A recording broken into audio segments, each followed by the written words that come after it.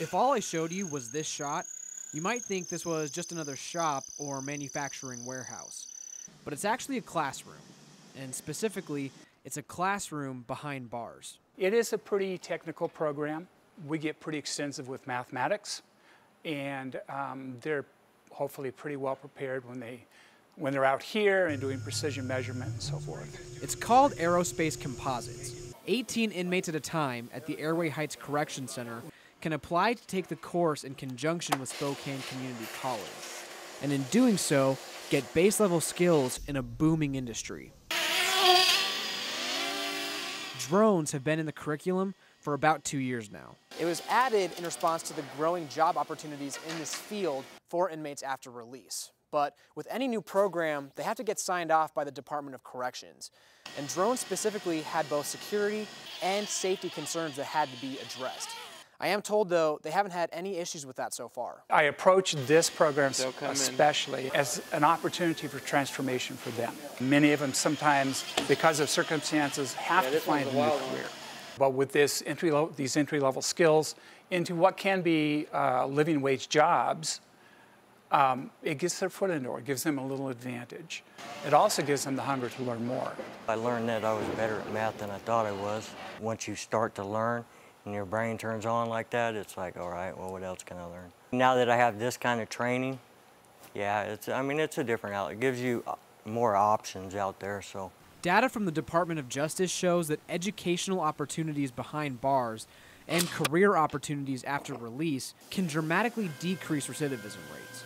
Because of this, the DOJ says these programs can end up saving tax dollars. If someone were to drop in on this class, what do you think would surprise them the most about you and your fellow classmates? I would say the willingness for us to learn, means we are all convicts or convicted criminals, you know what I mean?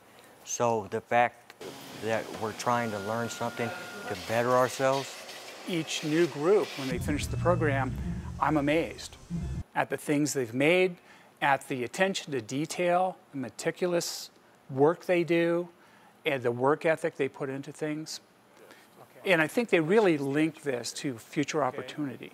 This is an opportunity to transform into something else.